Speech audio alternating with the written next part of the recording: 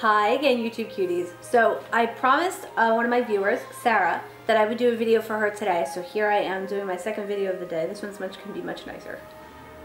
Sarah, my darling. Sarah wants to know, can I make a video about more fairy tale restaurants? She wants to make reservations for her upcoming vacation and she wants to have the best experience in the park ever. And I said, do you want to know about the princess meals? And she said, it's her first time in Disney and she's the youngest on the trip at age 30. She doesn't know anything about the parks except for what I've told her, which I love that you're, you know, going based exactly what I say. No pressure from me. And she said she wants to know about nice restaurants where she can get surprised and forget about eating.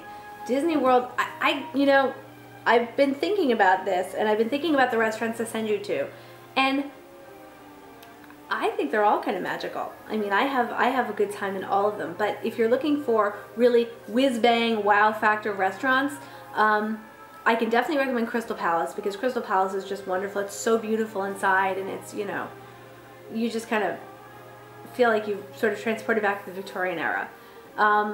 And obviously, princess meals in the castle, they do breakfast, lunch, and dinner. If you're on the dining plan, I think it's 2 meal credits, and if you're not, and I know that you have to put down a credit card. I believe you have to put down a deposit for it. I don't know, so I don't know if that affects your plan for a meal or not. Another really nice place to eat in Magic, and these are Magic Kingdom too, I'm sorry. Another really nice place to eat in Magic Kingdom is Tony's Town Square. That's a really nice Italian food there. And then moving over to Epcot, you have the Princess Breakfast and Lunch in Norway, and I've never done it, so I can't speak to it, but I've seen videos, I've seen pictures, and it looks great. You can go to, in the Japanese pavilion, there's a restaurant in Japan whose name is completely escaping me right now. Tebanido, maybe, if that's correct, I don't know, I'd have to look it up, but they apparently, I'm not able to go there because my kids are such picky eaters that they would never eat the food that's offered there, but it's a whole show. It's like it's a hibachi bar, and the chefs put on a whole show. You're sitting at a table and they do a whole thing with your food, and the food's supposed to be really good, so that's supposed to be a nice place to eat. French Pavilion, Le Chefs de France, is lovely. I always kind of forget I'm in Disney World. If you really want to forget you're in Disney World, ask for a table away from the window and then you won't see anybody and you'll kind of forget. China, I don't like the food in China, so I'm not going to recommend China to you. I love the UK. That's a great pavilion. Le Cellier is fantastic. Le Cellier, you really feel like you're kind of away from everything because you're in the you're underneath the Canadian pavilion. It's really kind of dark and cool, and it feels nice. It's a good place. The Living Seas, there's a restaurant in the Nemo ride, which again the name is now completely escaping me. Coral Reef, I think it's called. That's also another really nice place. In Hollywood Studios, the Brown Derby is great. Sci-Fi Cafe is where we always go, and because it's like you're at a drive-in movie theater, it's dark, and there are B horror movies playing on a screen in front of you, you really forget that you're in Disney World. It really doesn't feel like you're in Disney. I don't recommend Mama and Melrose because I had a less than stellar experience there. In Animal Kingdom, well, it's Animal Kingdom. Pizza Safari is like one of my favorite places, and it doesn't really feel very Disney because it's so beautiful. Yak and Yeti is awesome. We love Yak and Yeti. I would definitely recommend that to you.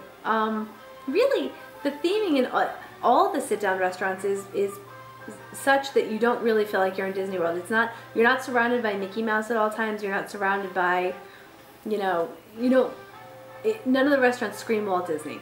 Does that make sense?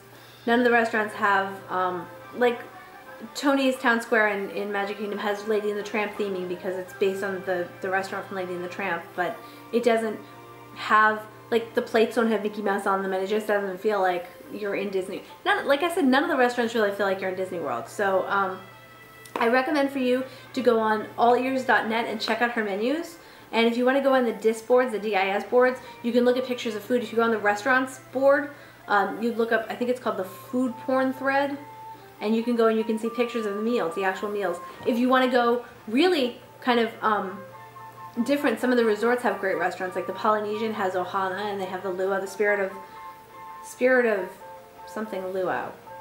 I don't remember what it's called. The Spirit of Ohana, the Spirit of, I don't know what it's called, but there's Ohana, and then there's this something else Luau.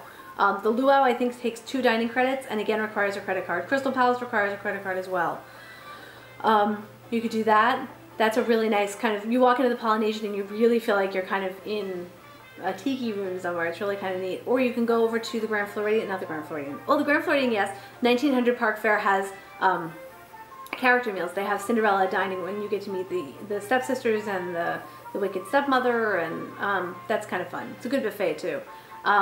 Or you can go to Contemporary, and they have a bunch of really good restaurants in there. But that's kind of more Disney themed. There's kind of Mickey Mouse all over the place there. I don't think there's a Disney restaurant that you can go wrong with on property. If you want to get more specific and ask me a more specific question, like if there's a price range you're looking at, if there's a certain kind of food you're looking for, that can help me narrow it down, and I'll be happy to help if you're looking for a character meal, if you don't care about characters, that kind of thing. That'll help. I can help you narrow it down that way. But I don't think that there's a single restaurant on property that you can miss with as far as sit-down food goes. If you're doing a sit-down meal, I don't think there's a meal or a restaurant that won't feel special, that won't feel happy and exciting. Part of that is based on where you are. I mean, for God's sake, the restaurants are all located inside of Walt Disney World. So how do you go wrong, you know? You have to be happy going to any of the restaurants.